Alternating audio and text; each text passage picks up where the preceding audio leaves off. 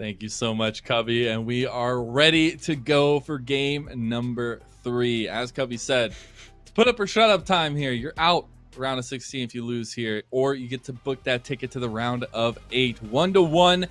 No change up of sides. No way, Jose. That's not us. As Purdue on the blue side, UofT on the red yet again.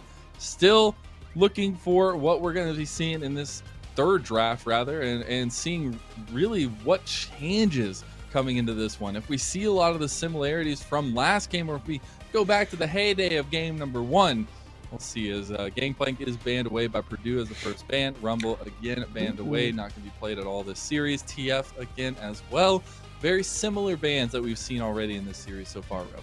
Importantly, no Jace taken away, which is a pretty big pick here for 527, who hasn't had like the most ridiculous impact that we thought was going to happen. Obviously been impressive. This is what I was curious about. The Swain flex, he's there consistently if you leave it up. They say, okay, Jace is fine to come through. We need to get the Swain off the board so that there's no flexibility. They also take Karma away as now that's been flexed. And immediately 527's like, Jace, yeah. Please get me this champion. He did, like, I think it was somewhere in the realm of like 37% of his team's damage in one game on the Jace previously, which is obscene amounts of damage. He is very good at this champion. You have to think that they're at least considering it early on. That does think the possibility of counterpick, but Comfort for 527 could do wonders for trying to get this top laner involved. Yeah, I do wonder how it goes, right? Like, you need to pick up the strong pieces. There it goes. The Jace is picked up. They still have that counter pick at the end of the draft. So I want to see what they kind of use that for. They didn't necessarily use it last time around. No. So maybe they won't use it this time around. They just go with Comfort, whatever they want. More so, I've got to see what these jungle matchups are going to be. We've seen very different games from both junglers, both games. And I wonder if which version of them we get this time around. I think the Nidalee had good success early, wasn't able to transition that into anything later on. And Tristana is actually the pickup for UofT.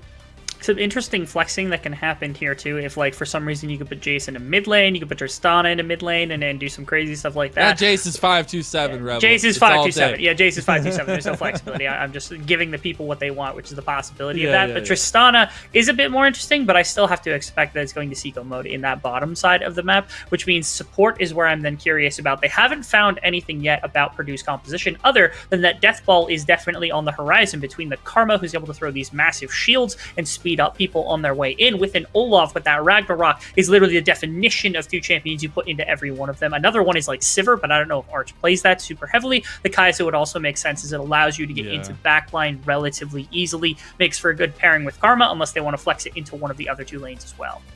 And for me, Purdue is nixing all the poke. They don't want to go with that. They don't want to go with the combos, trying to get people down early, going for the executes. They want to run at you this time around. They want to make sure there's nothing left on the table, and they get that all-in composition so far.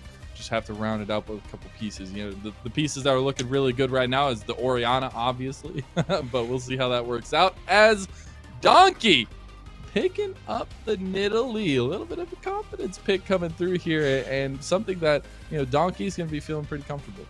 Donkey actually has played a fair amount of Nidalee alongside Olaf, so like not only is he well versed within the Nidalee itself, but also understands the Olaf matchup and how much burst damage can make that impact. I think had they not gone to double AD, I think Kindred could have been on the board potentially, but because they go to ADC and also Jay's top lane, they need some AP to throw in. They've also got this range advantage, which I think is the first time we've said that for the side of UOT, where all of a sudden Purdue are the ones with the 5-on-5 composition that want to play in that close range, and the opposite side, UofT, are the ones who are playing a bit more poke, like what we saw in game number 1. We saw how that went for Purdue, obviously. We'll see if they can run the exact opposite to come through as UofT. They're still banning top laners, trying to deny anything. They're protecting 527 more than anything else instead of taking away mids or something like that, as they still don't know exactly where this Karma is going to end up. And on the other side for Purdue, they're focusing the bot lane, getting some of those engage tools away from UofT, getting those good pairs that Tristana loves oh so much. Maybe the Alistair ban comes through here as well. Doubt it, but we'll see, as the Leona is the one that gets banned away on top of the row. If I'm being 100% honest, I think Morgana is actually a really good pick, even if it's not in jungle, because Little Frosty plays it. And it's a good pairing with Tristana. It's good into other things. I actually didn't even realize that Thresh was still available, but it hasn't been banned out yet. That would have been amazing pick this late in the draft. Nobody's been picking it up. I don't know. Yeah, not in this series, at least, even though it has been available. So we'll see what that is going to be for UofT. They've got to go with some engage. You got to think something to help out a little bit getting those fights started. It will be the Galio. Still flexible to an extent, but you got to expect there can be something to go down in the bot lane. Given that Little Frosty's played mid lane, you have to think Galio's inside of the pool, and I honestly would prefer to see it almost flexed into bottom lane, but they're giving you the possibility. I think Galio taken here is the possibility of the flex, even if they don't intend to. At minimum, you have to consider that to be on the table here from the side of Purdue. Not to mention, they have to give information away about where this mid lane is going to go, where this top lane is going to go, and also where this support is going to go, whether or not Karma is going to get flexed into one of those lanes. As we've arrived, it's not going to be mid lane Karma. Is it top lane Karma to try to sandbag 527, or are they going to pick something armor heavy here to try to combat against the Jace? Let's see where the big brain lands here on this last pick for Purdue, but that does leave, potential solo. Set. We get the set rising up in priority here recently. Very strong in the current meta, and it will be the round out for Purdue. The crazy thing is actually Flawed Logic and Valley both flex this pretty heavily, which means it. Okay, I thought that was locked for a second. It is locked, baby! That's why I was giving you the eyes! Yeah. Holy Kerp.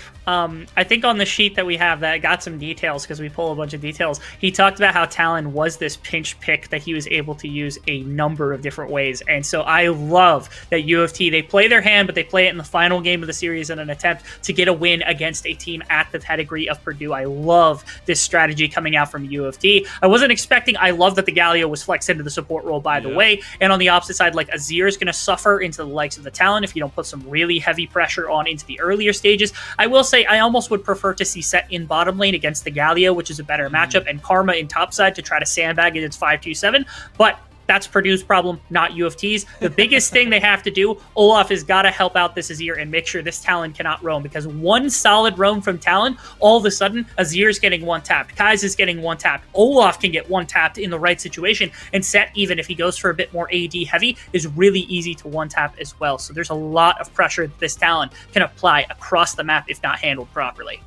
Yeah, and that puts all the pressure on Clam to get involved early. This Olaf loves to get snowballing, loves to get the early advantage, especially skirmishing up against Donkey on the Nidalee that we talked about last game. At least you want to try to get under the Nidalee's skin rather, and trying to find something to stop the pathing, the quick advantages that Nidalee can find. And on the Olaf, that's a perfect choice for it. You can force objectives, you can force that early dragon, or even invade. So I want to see how that kind of works out for Clam, because as you said, they need to get the ball rolling. You don't want to get to a moment where Jace is popping off. You got those accelerated shock blasts doing so much damage, as well as everybody else on top of that, right? I do feel like the big thing for me that's standing out is Purdue are a lot more set up for those really strong 5v5 sustained fights. They can fight around those objectives. They can get that control around those areas of the map and use that to their advantage, whereas UofT definitely looking for pickoffs, looking for those clutch moments where you can get somebody in transition or you can pick out one of those key members.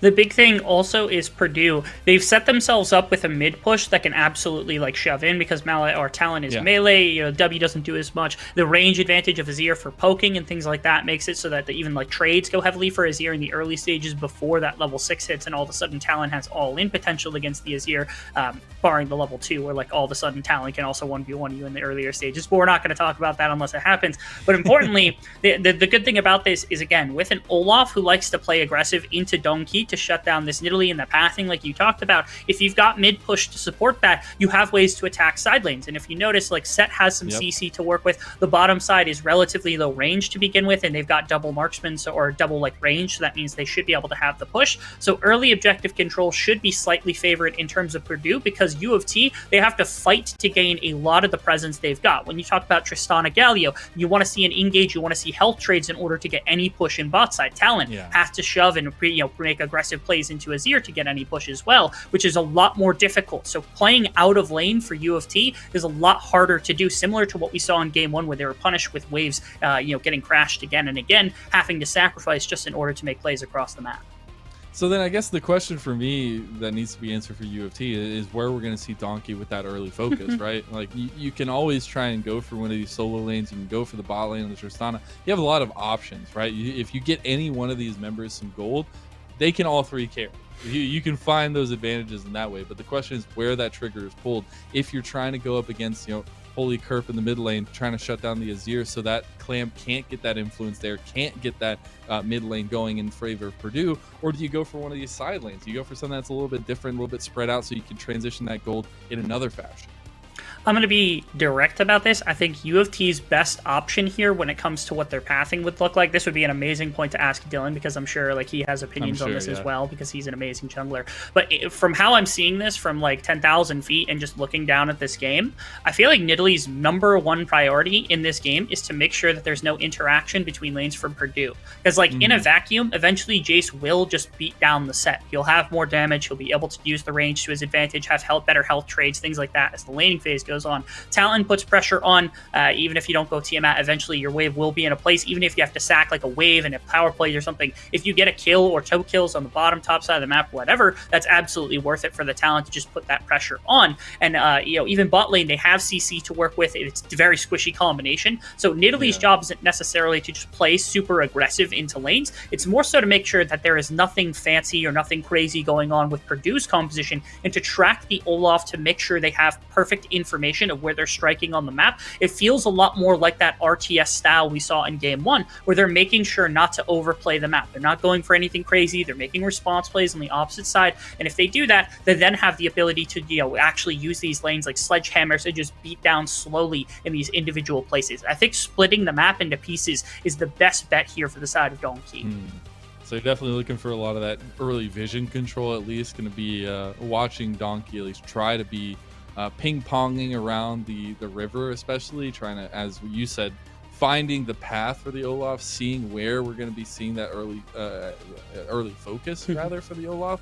And I think that's going to be super important. But also these lanes, right? There's a lot of volatility, and especially when you look down towards the bot side, right? We've seen Tristana be super strong in key moments in those 2v2s or even the 1v1s if we're getting the supports away. And so I do think there needs to be a little bit of pressure down the bot side as well.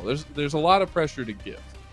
It feels like the #1 person you can play around is Galio, and Galio's also the #1 person to play on the map. Because if Talon goes deep, you respond with Galio. Galio can go in with Nidalee. If Nidalee wants to play deep, he's really your main source of consistent hard CC to work with across the map for the most part. So this Galio feels very, very important to the success of UofT. Shutting him down is also very important for the side of Purdue. Because again, if that's your one CC source, and like you have Olaf in front, you force out the taunt or something, Ragnarok comes out, all of a sudden Galio is just a big hunk of health bar that sits in front of everybody that doesn't do much damage, and then it's just about making sure that Talon can't assassinate somebody who's super important to your team, and Azir Wall is capable of that. Purdue should have a bunch of agency to work with in the later stages, so long as they play out that 5-on-5 that we've highlighted as being their #1 contributor. It's been what's worked for them for the most part through these games. Well, we'll see what continues to work for either team. Backs up against the wall. One of these teams is going to go home after this series. The other team will book that ticket to the round of 8. Purdue versus University of Toronto. Game 3 starts now. And we knew that this series was going to be a close one. These two teams are both really, really solid. Purdue, I think we gave the edge to only because they came out of a really difficult conference and they showed some high levels of play. But innovation coming out of UofT, tenacity coming out of UofT as well, just because of, again, that last game was really easy to just like kind of get snowballed against and lose. But instead, they find their moment to strike and they take it very quickly, and they don't let their snowball end up falling to pieces. Instead, it becomes an avalanche and they just win the game off the back of their own early plays to come out at around that 20-minute mark, 25-minute mark, around that Baron steal, and everything from there just went completely in their favor. So big props to this team not letting Purdue get them down and coming back with a strike of their own. Exactly. And in what way, right? Like, it was so back and forth. They take that one fight and then they snowball it into a dub. Like, that's all you could ask for here. But big focuses coming into this third game for everybody on the Rift, right? You do have the jungle matchup we've talked so much about, but I feel like the heartbeat of the match, really what's going to decide how this early game goes, is going to be this mid lane matchup between Holy Kerp and Def Ref. And we got a little bit more information about Def Ref from our boys on the desk, or at least our boy on the desk, Dylan, does say that Def Ref was Season 9 Challenger Talon main. So we got the NA Talon from Season 8 and 9 coming into the game here. See if Def Ref can relive some old glorious. That's what I like to hear. I love to hear that coming out as DefRef pulling out an old-timey favorite. And it's an immediate contest in this early game. Again, double range champion. You got Karma here for this early level. Olaf is difficult to deal with. Now Seiko Mode in some real trouble. Might have to flash early. Clam, actually, it's a real danger. DefRef's here. Clam, DefRef's here. DefRef's looking for the first blood. Can't find it. DefRef doesn't have the range. DefRef getting really low. Flawed Logic goes away, flashes away. That's the first blood going over, and Clam is the one that gives it. Donkey able to get the kill. That's a second one to the Nidalee. And UofT are taking the early game here. 2 kills back to back. The attempted engage, I loved the 3v3 potential coming out from the side of Purdue, but they go way too far in looking for the play on Seiko Mode. And the worst part about all of it is they don't even burn that flash. Instead, DefRef's the one who gives up a number of summoner spells, which is tough into the Azir. But 2 kills going into Donkey's pocket is so hard to deal with, as the early AP helps the clear speed, and the early AP also helps bring down the Olaf. And Clam has not taken a camp, going in for a counter jungle. This is the last thing you'd expect if you're Donkey. I'm curious where that ends up leading. This is the replay of the beginning, and keep your eyes, again, it's really early pressure from Clam and from Karma. This old cube just misses completely, which is really tragic to the beginning of this phase. But Olaf is still this massive player. You're watching mid lane also to see when the Azir and when the Talon roam. It should be Azir to move first, but instead it's Talon who actually gets here a lot faster. And you see this is the play on Seiko Mode, doesn't end up burning the flash, which is nice because the taunt comes through. First Javelin lands, Ignite is already down. All of a sudden, tons of pressure, exhaust nice onto the likes of the Talon. And this fight goes really kind of scattered all over the place as Clam steps back in, gets brought down by the burst damage, and another nice Javelin will get another kill as well. Oh, immediately a play looking for a redemption play on the top side. 527 is completely caught, as that's going to be Haymaker, but to finish it off, not going to actually get it just yet. His flash. 527 has flash and gets out. My God, that is so unfortunate for Purdue. Mid lane got Holy Curb going down to Donkey. Not a lot of mana left for Holy Curb. Gonna take a spear to the face, but walks away unkilled. So there was an attempt by Purdue to get something top lane. Doesn't work out. 527 gets away with just a smidgen of health. This bot lane's going to go in. Arch very, very low here. Seiko Mode does have level 3, does have the rocket jump, but not going to go in. Chaos early on, but UofT are the ones that are coming out all the way on top. That they are. Donkey's going to be able to pull back the red buff as well. I think either, not going to go for Krugs or Raptors. Instead, just going to not play greedy and going to end up going for the red buff, take that one away. So it's 1 camp to come back to Clam, even though 2 kills went back. So Donkey's fine with that. That top side play from 527 was immaculate. I got to give a ton of props. It's not super well known that like the hammer stance gives mana back, and it was absolutely necessary right there in that play to get the mana back. Ended up getting just enough for an E, pushes the Olaf away from the axe, so can't reset that timer. And the last flash to get away from Valley. It was 2 flashes burnt from Valley and Clam in the earlier stages that aren't going to be usable to follow up onto 527. So that early attempt at pressure from Clam is not going to find its mark again. You've missed now in your bottom side jungle, and you've missed that early play into 527. Clam already stuttering a little bit in this 3rd game. I will also say DefRef has complete mental advantage in mid lane right now. As soon as DefRef steps away from the lane, Holy Curb is already like, okay, where are you going? I gotta go with him. We gotta go with him. We're seeing the full engage now, though, from Holy Curb. Wanted to go in as Clam was coming in. The Clam decides better of it. They do get a decent amount of damage on DefRef. Clam gets the priority in mid lane, but will not be able to get a lot of those chickens, as it doesn't really turn out to much. And that's been the story of the game so far for Purdue. Their looks are good. Their startup is good in the moments that they want to, or at least the decisions they want to make, but it all falls through.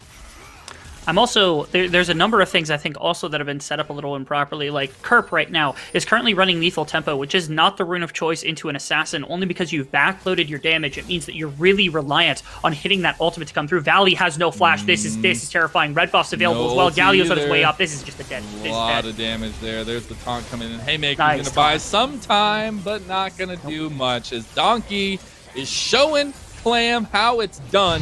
3-0 on the Nidalee.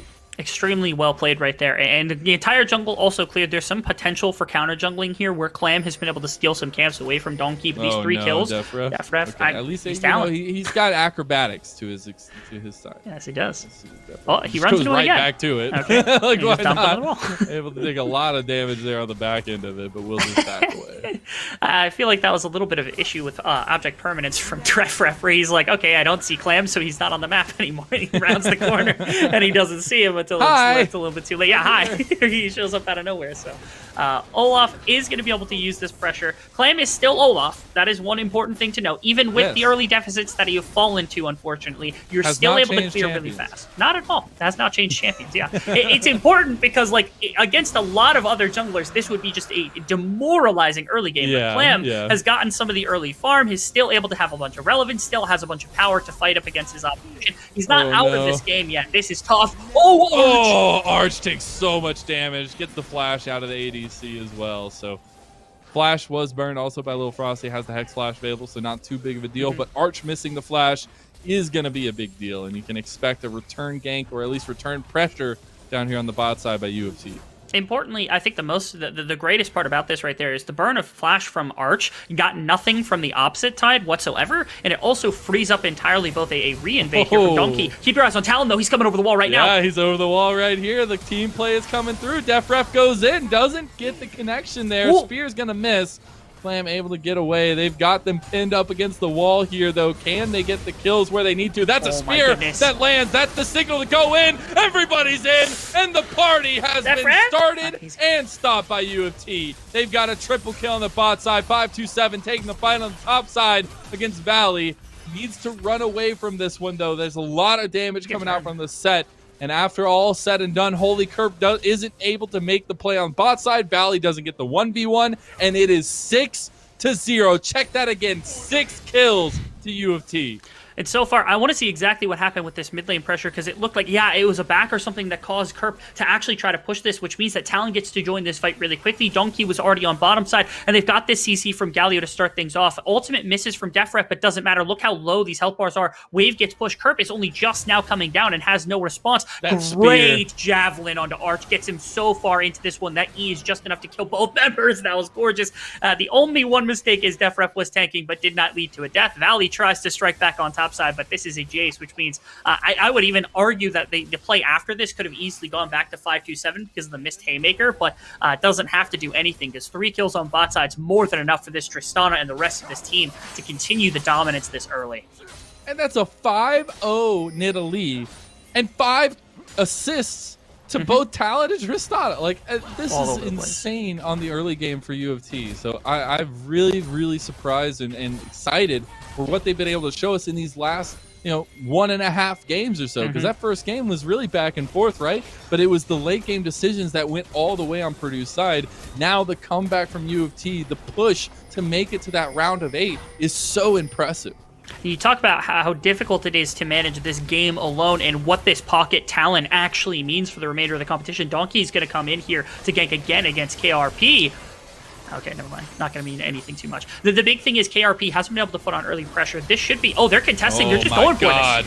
5-2-7 has the kill. They've gotten the Rift Herald as well, stolen away. And Purdue have just not been able to be a part of this game. They get everything stolen away. They've gotten a dragon, but they lose the Rift Herald that they started. They lose the kill, and that's a huge advantage. Or at least now, just past 10 minutes in the game. During that portion of rotation, you see the bot lane from the side of Purdue actually went to top side. Look at Arch's CS right now. He's so far behind, he has to actually catch top lane. Otherwise, you're going to fall even further to kind of normalcy or nothing else really to come about. And the problem is you only had 3 members.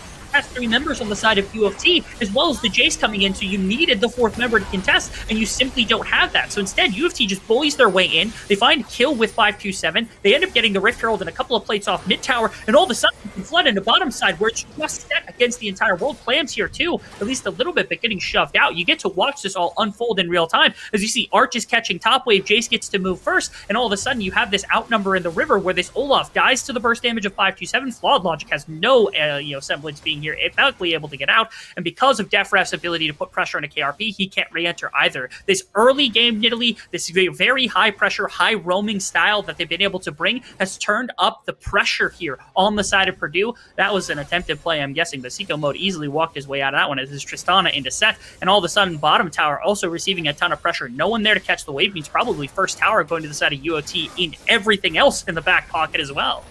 Oh my god, there's so much plates going down. They've gotten almost every plate. They're lacking 4 of them across the map, and they still have a long time to take though. Like I would love to see them continue to build this pressure up, because this is a huge gold advantage sub that 15-minute mark. You already have the second dragon coming up in about 10 seconds with Donkey down that way as well. See if they continue to snowball this.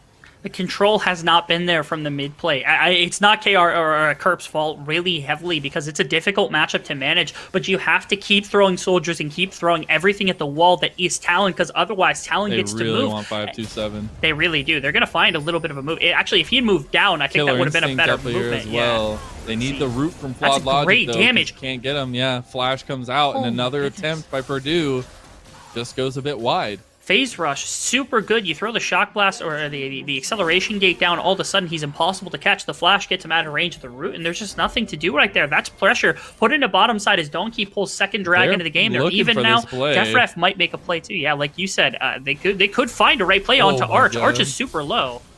Yeah, they do find DefRef out though. They're looking. I was thinking maybe they're going to look to pressure this mid lane, try to get that tower down last couple shots, but not going to be able to. The clear from Holy Kerp is too much. But bot tower is going to be the one that goes down. First tower, all 5 plates as well. Seco mode on this Tristana. It's going to be having a lot to say about the rest of these fights. If we can actually transfer over to the gold differentials and see where that all lies. I do feel like it's very spread out, but I can think of a couple key members that have a lot of gold under their belts. I can think of one specifically. Oh, never mind. Mid lane. Thankfully, Flash is there from Holy Kerp to be able to actually get out of that situation. Right now, Nidalee's got to be swimming in gold as opposed to the opposition right now. In the Olaf, you actually think Talon's doing pretty well for themselves. Right now, also the 17 CS lead, as well as the full tower into the pocket of Seco mode, probably has a pretty decent advantage. 1,300. Yeah. You got, what is it, $2,000, $2,500 here coming out of the jungle position on its own. About 1,000 in top lane. Everybody's rocking now. DefRef finds a melee champion to work this with. That's going to be 3 members down here for Valley. Unfortunately, Valley is not going to survive. Almost takes out 5-2-7, but 5-2-7 gets the kill and furthers the top lane lead. And I was waiting for this to come through from one of these teams. After that first game, I was worried. The Donkey does not care in the slightest. Up to Holy Kerp. He splashes, Joe's going for the execute, doesn't find it. Burn is going to be enough. No, is it? The shield is enough to save Clam by the smidgen. That is his health bar. Flawed Logic comes up clutch for his team. They can't stay around to defend too much, and also top lane's going to go down. It's right after plates expire, so it's a little bit of gold lost, but still. Second tower for Seco mode as well. Yeah, you see, this is incredible. But all of the teammates here from Flawed Logic, he says, he cliche answer. All of his teammates are his favorite. They're good at the game, fun to play with, gets carried 100% of the time, and wouldn't have it any other way. This game, it's not indicative of that perfectly, because right now Purdue is not looking so hot to begin with. They still have some scaling on their side, but it's so difficult to slow down what's happened so far from UofT, especially sitting on perhaps the biggest gold lead they've had ridiculously all series so far. So we're going to get a chance to look at what just happened. This was the play, of course, onto the set. That wasn't too crazy. I don't know what else there is to say other than Valley just getting flooded onto. Yeah, there's just a lot of pressure down here on the bot side against him. I just love the Donkey opts into this fight. Because why not? You're this Nidalee, you're strong. Holy Kerp is right there next to his teammate, but it doesn't matter. And after all is said and done, Flawed Logic's shield is just too good. There's a little bit of carry back in Flawed Logic's pocket. Yeah, big fan of Flawed Logic right there, carrying his teammates a little bit. Not only the shield protecting against the Talon bleed, which 100% would have killed Clam. Even one more tick would have been more than enough, but also blocking the Shock Blast away to make sure that Kerp and Clam both get to walk out safely. Big stuff from him. Trying to stall this game out. Again, it's difficult, but this early gold lead for like every single member, the Tristana, the Talon's going to have easy access. Nidalee is incredibly easy to assassinate with. Jace is going to be able to drop some Shock Blasts in that are going to do damage, and it's still difficult for Purdue to manage unless they can get one of these massive 5-on-5s where everybody's clustered together the way that UofT was able to manifest them in the previous game. It was hard to do, but by the end of the game, they were able to find it. I just don't know when and where that opportunity is going to get struck, because UofT, they are just keeping this map separated 100% of the time and attacking with 2-3 members at any given instant instead of playing for 5-man full fights like we saw in the previous game by Purdue. Holy Kerp gets fully engaged on there by DefRef. Almost goes down, but DefRef able to get away from it. The 1v1's happening on the bot side. 5-2-7 has now definitely won that fight down there. The one saving grace I had was the CS differential that Holy Kerp has been able to develop as this Azir, staying in the lane, staying in the farming section, because you do have that late game hyper carry in the Azir, in the Kai'Sa for your later parts of the game, but it doesn't matter when you're down so much gold so early, and they are just continuously pressing up their advantage. This was the problem I had with the selection of build path. Lethal tempo. And oh my God, what Arch happened is to almost Arch? dead. That was a javelin. That was one javelin. That was incredible. They've still got Rift Herald available too. Shock Blast goes a little bit wide, almost hits onto Arch. I thought Clam was also going to get tagged right there, and that was going to be difficult. Okay, so they're trying to like bear down into this mid lane, and it's going to be given up eventually. I like that they've also rotated Donkey into bottom lane to throw Rift Herald there as well to try to flood into bottom side as well. Grab that one. As you said, Holy Kerp is pretty much the only person able to stand against the laner right now that is DefRef, because he's melee and is this talent. Hasn't found any kills, so that gold advantage I think is slightly in favor of Holy Kerp, but it doesn't matter if the rest of the map is flooded. Like I was saying, if you're going lethal tempo and going for Ludens and going for the scaling build, you really heavily have to come out to an early foot. Otherwise, if you start losing the map, it doesn't matter if you can kill DefRef if the rest of your map just falls completely behind, which is exactly what's happening for Holy Kerp. They gotta hope they can find some of the 5-on-5s for this Azir to start succeeding. Flawed Logic's just dead! Yeah, Flawed Logic gets blown up, but so too does DefRef. And it will be a nice little shutdown, but it will go on to Flawed Logic. Now 527 has found out Valley. Nice little Shock Blast. Going to get that spotted out, the emote in response there. But a good catch out from Purdue. They get their first kill of the game at sub 18 minutes.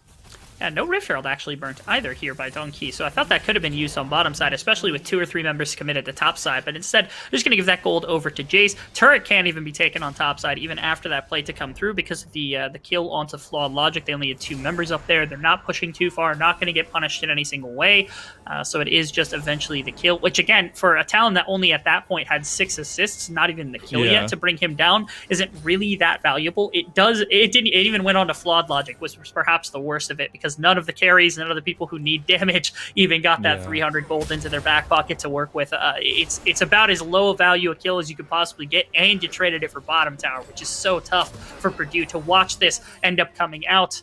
Right now, it's a 30,000 gold for the side of UOT. That's not right for anybody. That's not right for anybody who's watching. It's probably about 10,000. There's nothing crazy. Mentally, it happens from time to time. Our scoreboard likes to be a little bit funky. Yeah, we'll see. I think the biggest thing for me is I just want to see how UofT uses Rift Herald, because honestly, there's not a lot of good options unless you find some picks. See, Clam takes a nice little javelin to the face. He brought off of the fight at least. We are seeing some resources committed to the top lane here by UofT as they pop a little bit of engage. A little Frosty might be looking for. Might be feeling Frosty. But nothing going to come over. Not yet.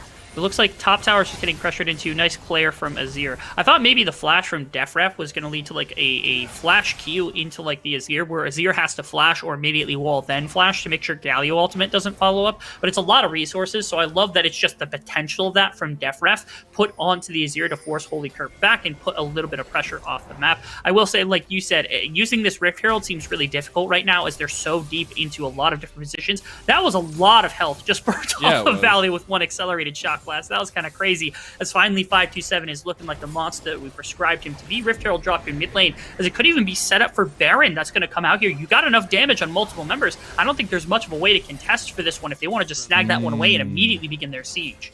Look at 527 though, setting up Arch is half to walk into everybody's health, or everybody's at least defense here for Purdue. See, Flash has to come out there. Flawed Logic was able to land that root. That would have been huge, but the Rift, or the Baron itself has been started this whole time.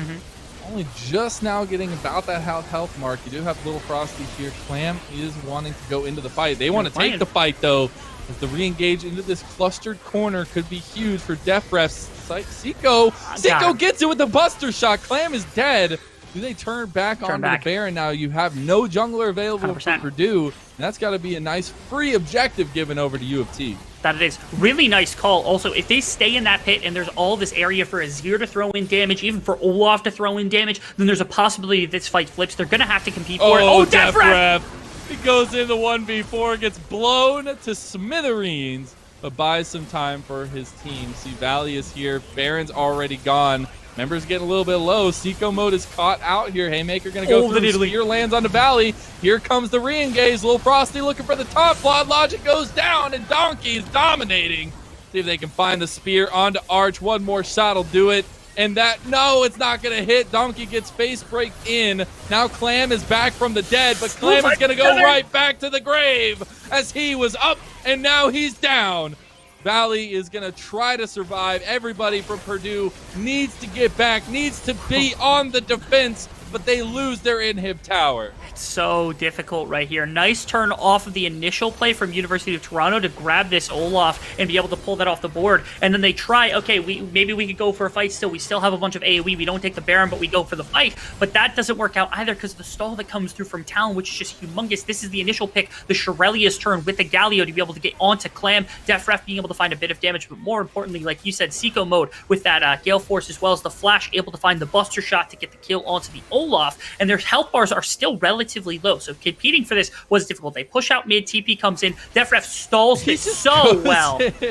He does. And the worst part, if he gets an auto attack on Arch dies handily. That's like a 500 damage passive. This last little play, I like that Valley was attempting something, but there wasn't much to do, and the damage on Donkey is just way too high. I thought Little Frosty got a little bit high up here, trying to go a little bit too deep, but of course Donkey able to find the pounce in, gets the nice swipes to find that damage necessary, and then tries to find another Javelin. Valley gets another pull. Not going to matter for anything, but yeah, Clam. Poor Clam. And look at 5v7's damage. Blown up, dude. Yeah, there's nothing he can do about it. No. Like, I just got back from the gray screen. Yeah.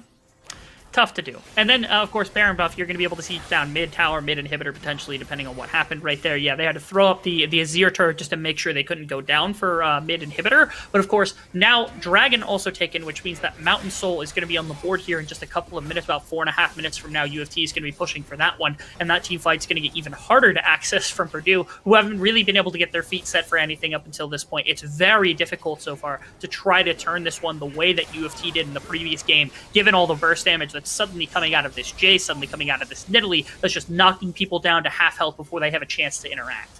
And, you know, also helps to have a 13,000 gold lead on your plate. You're also 7 towers to 0 Goodbye, Arch. Right now for UofT as Arch has to run away.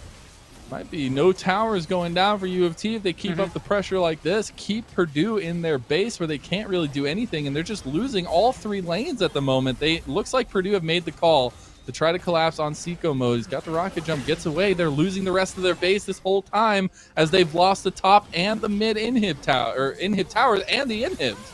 Yeah, this is the secret sauce that I think that Purdue was missing in their previous game, where they had a similar composition with multiple poke champions, which is keep them separated. Don't allow 5-on-5. They're going to throw for it here for Purdue, though. Donkey doesn't have a lot of mana. Valley gets the haymaker, gets the kill, but look on the back. Def Ref is here. You also have Seiko mode going in for the resets. Arch goes down. Seiko mode gets the resets on the rocket jumps. The fight is split, and that is another carry. Left. Holy Kirk going down. There's nothing left, as you said, Rebel, and they are pushing in the base. They have the tools available. Valley, Clam, the only defense, the only hope to make it to the round of 8. They get the double kill. They don't get the last one, though. And look at the reset. Seiko mode is going crazy right now, as that has got to be it. Purdue's hopes to make it to the round of 8 were dashed by the University of Toronto. Flawed Logic has a little bit left to say, but it's not going to be much. Donkey has the auto attacks, and UOT booked their ticket to the round of 8. UofT, man, what a clutch performance from this team to be able to come out and create what was, I think, effectively an update. They were the lowest seeded team coming out of this one.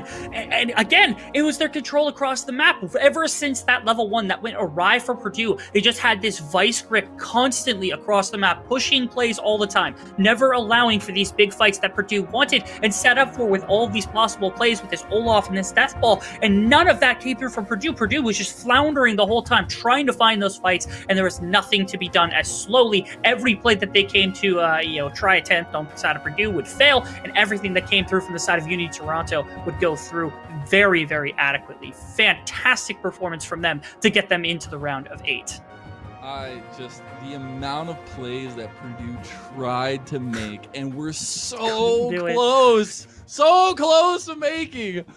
Oh, they're gonna definitely want that one back, because there's so many moments that would have changed the outcome, would have given some of that gold over to the carries. You weren't starting to get kills until the 18-minute mark. You weren't able to get anything going for any of the members on your team in the early game. Although we saw Nidalee struggle in game number 2, Nidalee was looking insane in game number 3, and especially being piloted by UofT. They used the map pressure, they used the tempo so effectively for the entirety of that last game.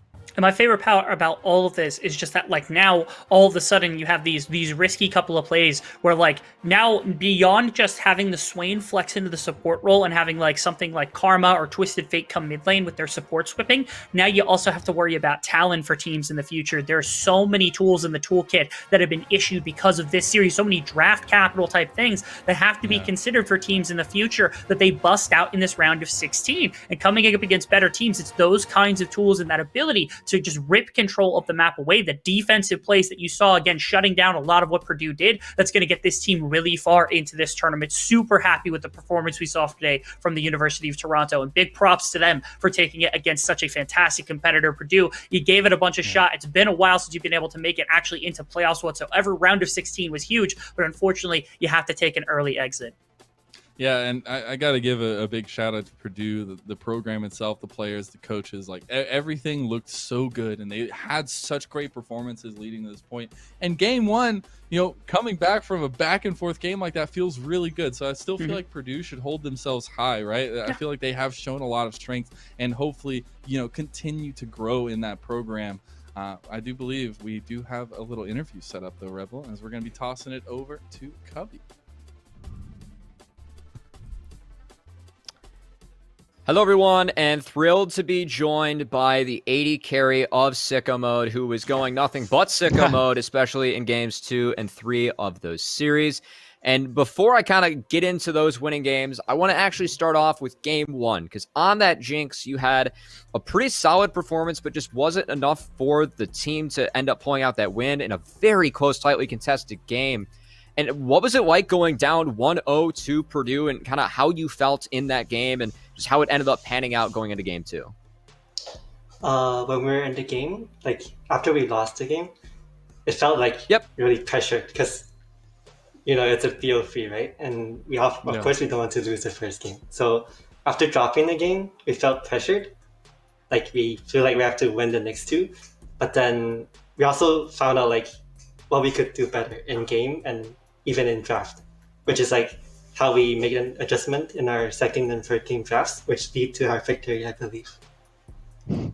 Yeah, so moving into game 2, you guys kind of started off on the back foot in that game. Purdue came out to the early lead, but then everything changed when you guys managed to turn around that Baron fight, get the Baron for yourselves. How was the team morale when you guys managed to pull off that play?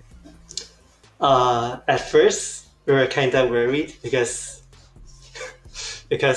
our support, the Swain got caught, right?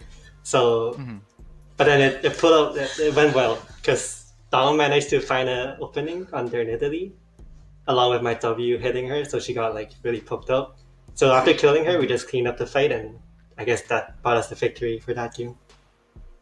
Yeah, and one of the things that we saw in game 2 and 3 from your play specifically was shifting from that Jinx and draft to the Kai'Sa, the Tristana, a couple of champions that really like to go in. And it really felt like that's kind of like where your comfort zone is as a player and as a team. What's it like as an AD carry, having the confidence to go in and knowing that the team's going to have your back? It feels really good because even if I make some mistakes, I know that my team can cover me. So I feel like it's the trust we have in each other that allows me to play that aggressive. Okay, yeah, last question to wrap things up for you here. In that third game, we got to see the famous Talon from Def Ref, former challenger mid laner on the Talon. Speaking of Def Ref, he's a pretty creative player. We see him role swap to support when Swain's a good pick. What's it like having him in the team environment, and he's able to just pull out so many champions that people don't expect? Yep. So the part about his champion pool, it's mainly because he doesn't play the game that much now. He went from super tryhard challenger in S9 to plat 1 for 2 seasons, right? So I think his champ pool, the specialty of his champ pool is what makes drafting against us like really hard. Like as we can see from Purdue, they solve their bans every single game, I think. Yeah. Mm-hmm. Yeah, well, hey, you might have to give them a little bit of a kick in the tail to start playing a little bit more because you guys have now qualified for the top 8. Congrats, and before I let you go, Sycamore, do you have any shout-outs or thank yous you'd like to give? The floor is yours, man, whatever you want to say. Thank you to our managers, Alice and William, for always supporting us. And that's about it. Also, shout out to my cousin for walking in just now. There we go. We always love to hear the family shout outs coming in. And congrats on your win moving into top 8. You're going to be facing UWO, a team that you might be familiar with, or Bethany, depending on the results of their series in the upcoming games. But hey, congrats. A great performance. A great come from behind victory as you get the 2-1 reverse sweep against Purdue. And we'll see you next week. Yeah, thank you.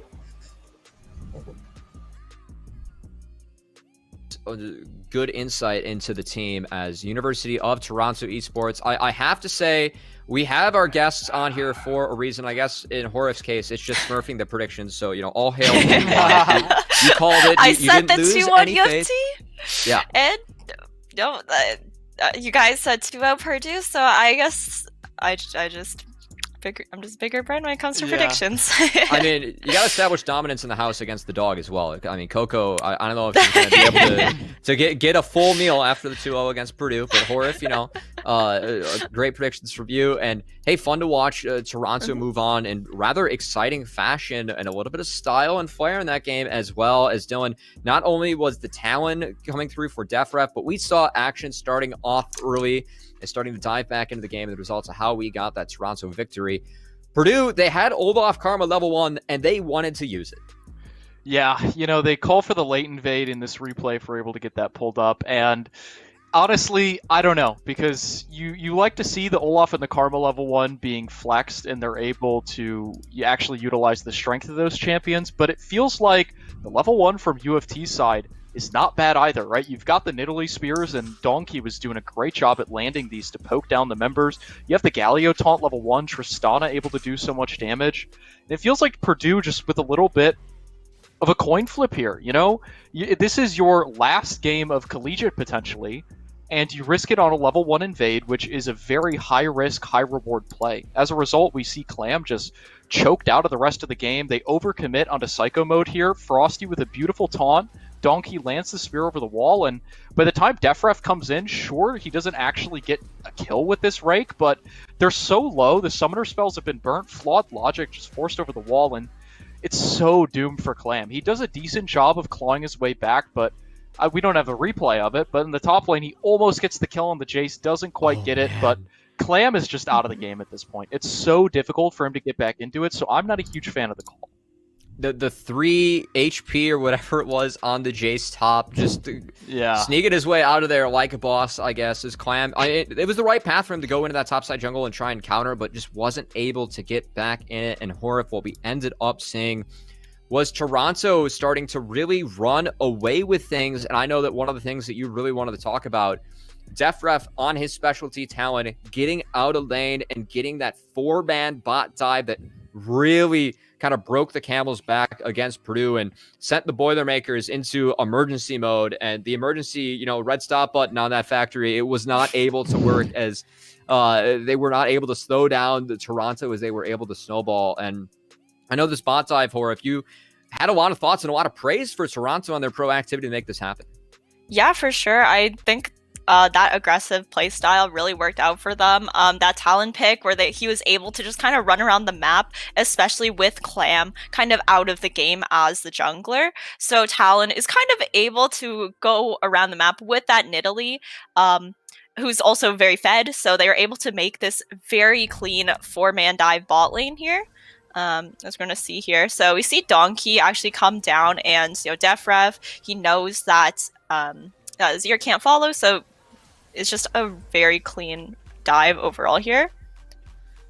Yeah, it's really well played by the side of UofT to know that they can actually go for this play. And you see them play it slow, which is exactly what you want to do. You want to make sure that they're low enough so that when you go in, you can get out relatively cleanly. Kerp not able to make it in time. We see him just a little bit late because he doesn't have that teleport, and it's just such beautiful map awareness from UofT. I mean, that's what you need to do if you're going to pick something like Talon, and they just played their comp to a T, and they come out with the win. Yeah, that was very well played by the UofT. They're able to kind of utilize their champs so well. You can tell the DefRef knows where to go when he's playing Talon and knows how to utilize Talon's E to the best of its ability. That's really what makes the difference between a good and a bad Talon player. So you can see that DefRef's definitely comfortable on that champion.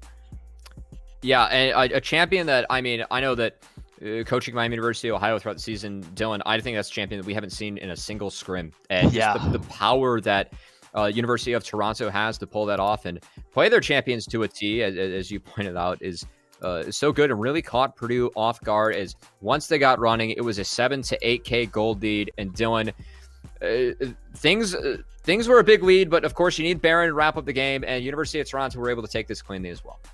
Yeah, I mean, they just took the Baron without really any trouble. It felt like maybe when DefRef gets blown up near the mid lane, not sure if the replay will catch that part, but I don't know. Like, it just feels like there's really nothing that Purdue can do at this point. Clam is essentially a non-factor in this game. Beautiful pick onto him. It feels so bad to play Olaf in this game. Like, you are starved of gold, starved of XP. You're running into a team composition that just one-shots you before you can do anything.